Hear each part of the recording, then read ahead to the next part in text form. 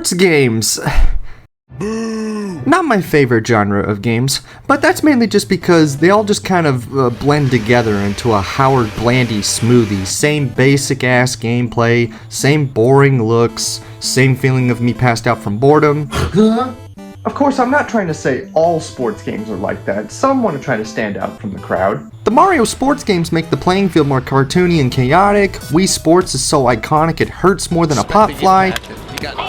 And Mega Man Soccer, it's just there. But one game series that, despite not having many games, made itself one of the most beloved. I'm talking about Deca Sports. Wait. Punch-Out! Punch-Out is a, oh well, KADE WADE, let me guess, it's a... Guess what? I have a little surprise for you! This joke is kind of overdone. Like this. All around me are familiar faces. Nintendo in the mid-80s was now all in on the video game hype train. They had different teams of employees work on certain projects, named the Research and Development Factions. R&D 4 was led by Miyamoto and Tezuka, who worked on Mario, Zelda, Donkey Kong, Star Fox, and Pikmin. R&D 2 worked on the early game consoles like the Famicom and the Super Famicom. And for today's story, we're going to be talking about R&D 3. For they have been responsible for, well, quite a lot. More than what I knew before I did research for this video. Heck, they made the N64, the GameCube, and the Wii? Respect, bros. But one designer in this group, named Genyo Takada, would become the father of the series I'm talking about today. Originally released in 1984 as a dual-screen arcade game, Punch-Out had you play as a little guy named Mac, who tries to fight his way to the top of the World Boxing Championship, facing some questionable opponents.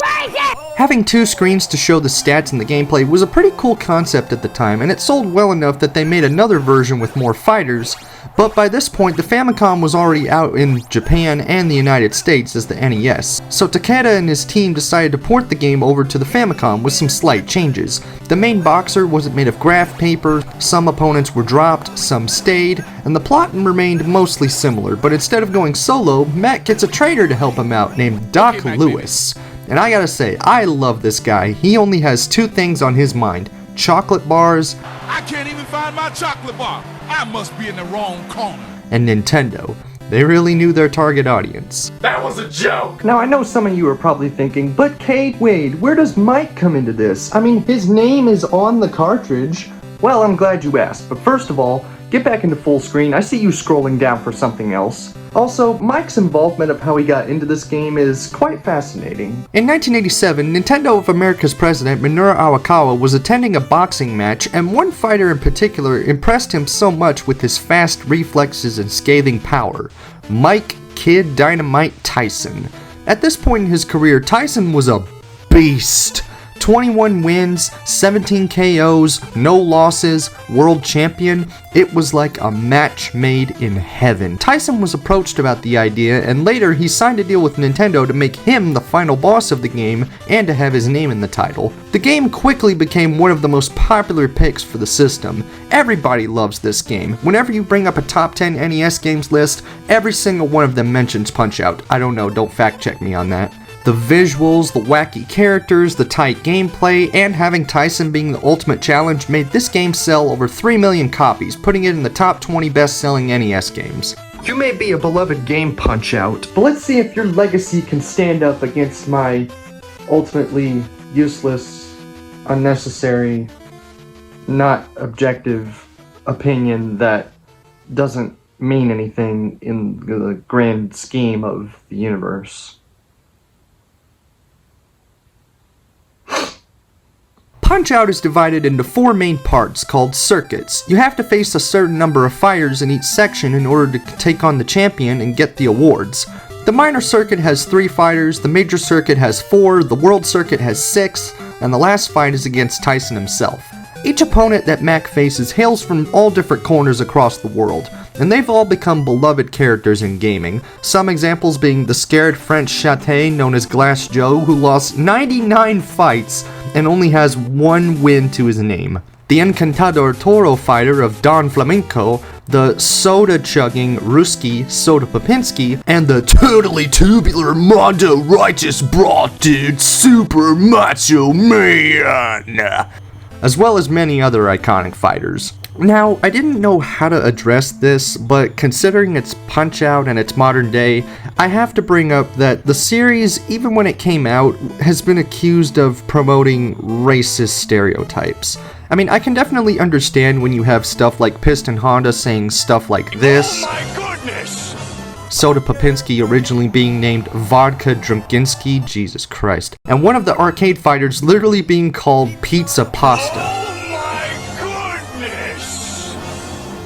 I know I can lose a lot of subscribers if I don't choose my words carefully here, but I'll just say, I don't think it was meant to be harmful, mostly. The game is clearly meant to be cartoony and exaggerated, especially with the premise of this bit-sized boy from the streets who can't even drink, having to fight these bulking, burly behemoth fighters that can very easily crush his skull like Zangief between my thighs. But considering that these fighters have become a part of gaming culture and were later given more nuance and respect in the Wii version, and that the guys who made this game took a jab at themselves, I think the intention of the developers was just to have fun and just poke around with the idea of making exaggerated depictions fight this tiny little bite-sized dude. Now again, I could be completely wrong about that. I'm just some random white guy from America. I can't speak for everyone on how they feel about these depictions. Maybe there's some groups that rally against the game for that, or it's just another internet echo chamber, and most people don't see it as a problem and just run along with it as a joke. I guess what I'm trying to say is that I've seen many depictions of people from different cultures and nationalities that were definitely made with the purpose of insulting and making said people feel bad about themselves, but when I look at Punch-Out, I just don't get that same reaction, mostly. Again, may I remind you, Pizza Pasta. But yeah, those are my thoughts about that, and I'm curious to see what you guys think about that. Feel free to tell me in the comments down below. Moving on from that whole tangent, gameplay! Each fight has 3 rounds that are 3 minutes long. You press A for a slightly stronger but slower right jab, and B for a faster but slightly weaker left jab. Pressing up in A or B allows you to aim for the head instead of the body. You can block by holding down, and dodge by quickly tapping down twice. And I never really used this attack, it just seemed a little too slow for my liking, especially in the later fights. You have a health bar, a stamina counter, and a star counter. Your stamina goes down when your attack is either blocked or dodged, as well as getting hit. If it reaches 0, you can't punch, and you have to wait until you dodged a few attacks in order to get some back. You can get a star by usually punching a fighter earlier than what they were anticipating you to go for, or doing a crazy combo. And getting these stars allows you to do a special star punch uppercut, which if done correctly, will either knock your adversary down, or do a buttload of damage. You lose them if you get hit though, and there is a bit of a wind up when used, so save them usually for whenever they're stunned. If you lose all your health, you'll be knocked down, and you'll have to rapidly press the A and B button to get back up. If you don't do it, it's a KO.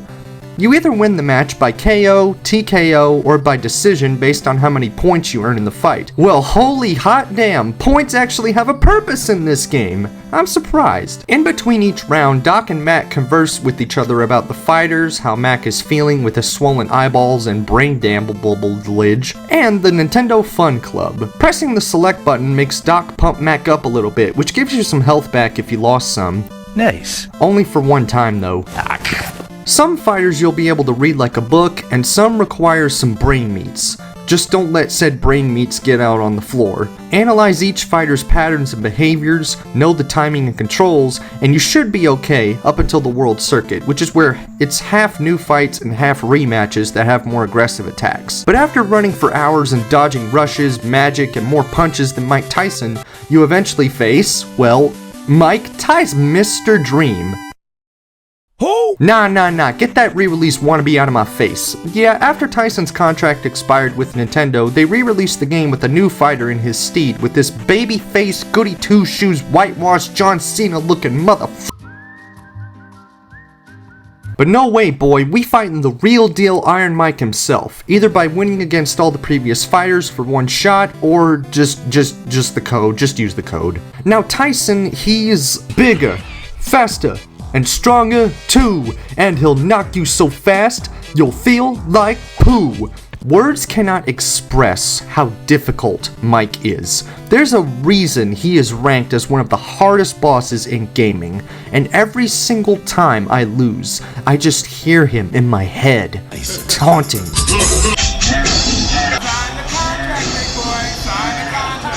His fast jabs that knock you down in one hit, him constantly delaying his attacks to where it leaves you open to getting punched in your balls, and sometimes he'll just decide to just do random jabs.